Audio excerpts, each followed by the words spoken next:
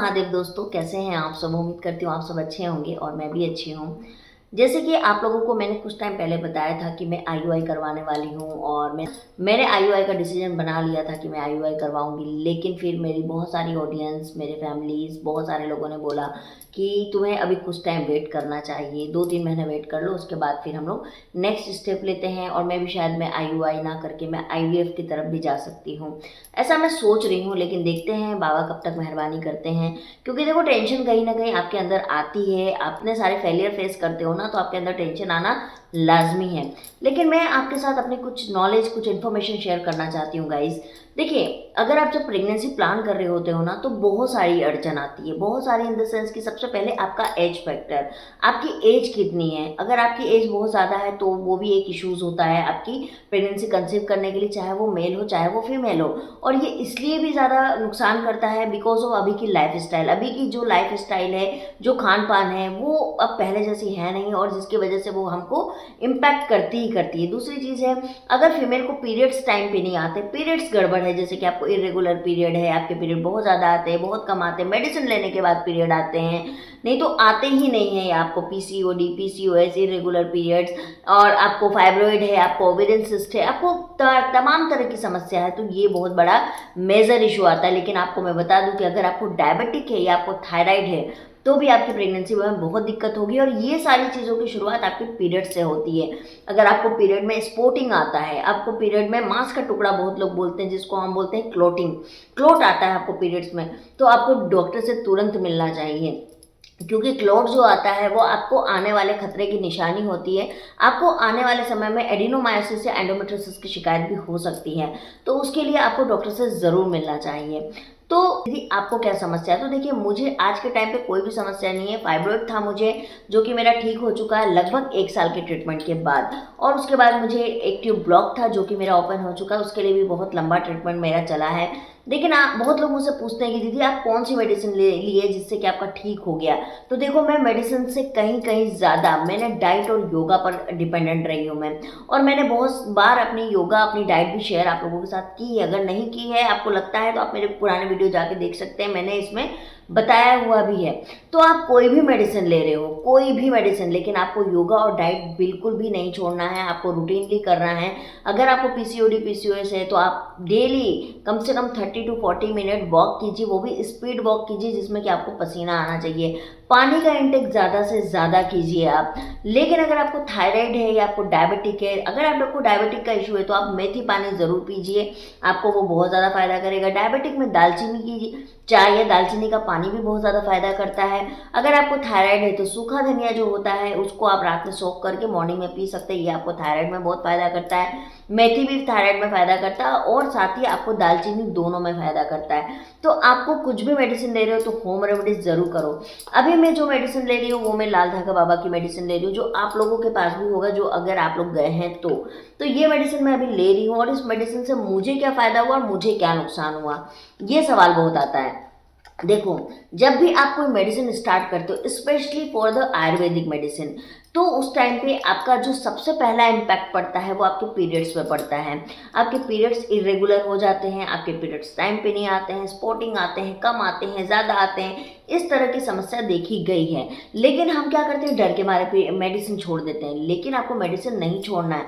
आपकी बॉडी में जो हॉर्मोन्स है वो इम्बैलेंस्ड है, उसको बैलेंस करने में समय लगता है, जिसकी वजह से सबसे ज़्यादा इम्पैक्ट हमारे पीरियड्स पे पड़ता है। तो अगर आप ये मेडिसिन ले रहे हैं या कोई भी आयुर्वेद की मेडिसिन ले रहे हैं, तो आप डेफिनेटली इसको मत छोड़िए। आप इसको थोड़ा सा डोज कम कर दीजिए। या अगर आपको बहुत ज़्यादा लूज मोशन हो गया, क्योंकि इसको लेने के बाद आपके ये शिकायत आ सकती है कि मेरे को लूज मोशन चालू हो गया है, तो ऐसे कंडीशन में आप इसको 2 दिन के लिए बंद कर दीजिए, लेकिन तीसरे दिन वापस से इसको कम करके स्टार्ट कर दीजिए। और उससे भी बड़ी चीज़ होती है ट्रस्ट। अगर आप किसी मेडिसिन को ले रहे हैं, तो उसके ऊपर आपको ट्रस्ट बनाना पड़ेगा, विश्वास बनाना पड़ेगा, तभी जाके आपका रिजल्ट आएगा, अन्यथा नहीं आएगा। लेकिन खान पान के ऊपर आपको प्रॉपर ध्यान रखना पड़ेगा, क्योंकि खान पान बहुत ज़्यादा इम्पैक्ट करती है आपकी हेल्थ को, आपके रिप्रोडक्टिव हेल्थ को।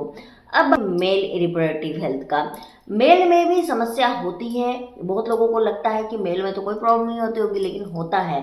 मेल अगर बहुत ज़्यादा स्मोकिंग करते हैं, बहुत ज़्यादा ड्रिंक करते हैं, बहुत एक्सेस नॉनवेज खाते हैं, या हस्तमैथुन आपने पहले पास्ट में आप करते होंगे, हस्तमैथुन भी जो है वो आपके लो स्पर्म का कारण बन सकती है।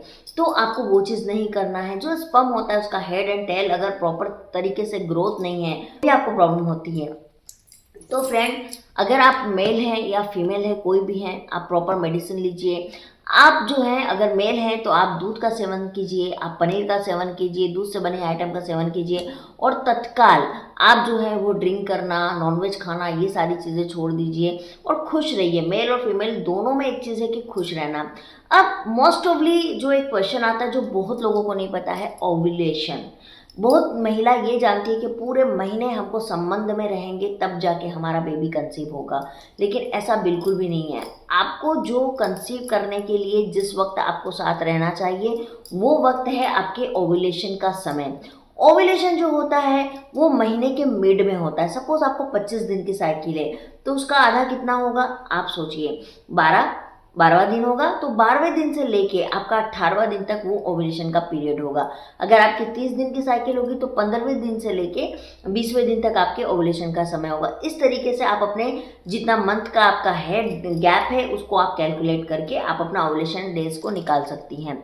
आप उससे बहुत चिपचिपा सा आपका वाइट डिस्चार्ज होता है, या आपको बहुत ज़्यादा कमर में दर्द होता है, पेट में आपको पेन करता है, आपकी सेक्स ड्राइव बढ़ जाती है, तो वो टाइम जो होता है वो ओव्यूलेशन का होता है। लेकिन अगर आपको ऐसा लगता है कि मुझे तो ऐसा कुछ भी नहीं होता है तो इसका मतलब मुझे ओव्यूलेशन नहीं होता है, तो ऐसा नहीं है। बहुत लोगों को सिम्टम नहीं आता है।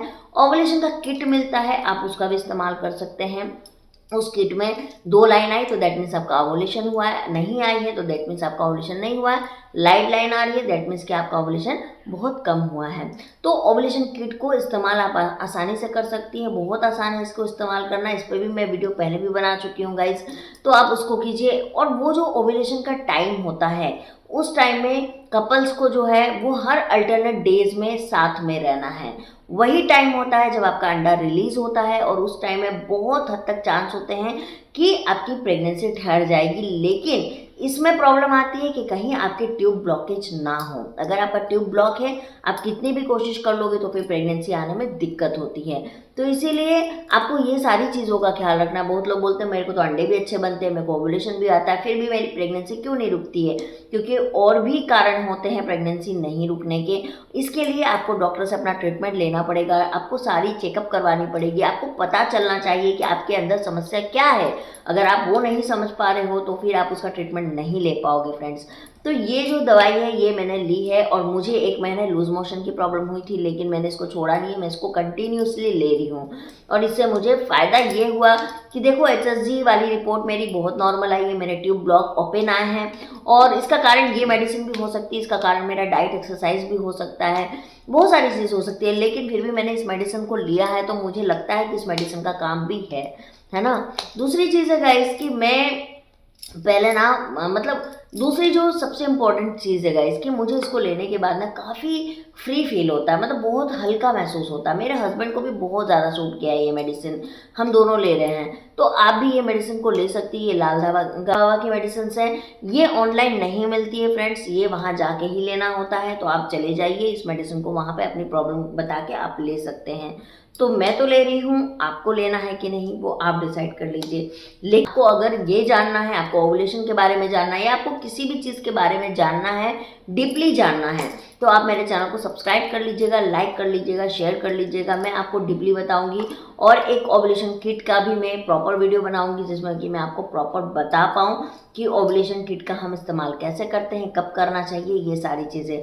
तो अगर आप ये जानना चाहते हैं तो आप मेरे चैनल को सब्सक्राइब तो ज़रूर कर लीजिएगा। चलिए मैं मिलती हूँ आप लोगों से ऐसे ही नए वीडियो के साथ, तब तक के लिए बाय बाय, हर हर महादेव।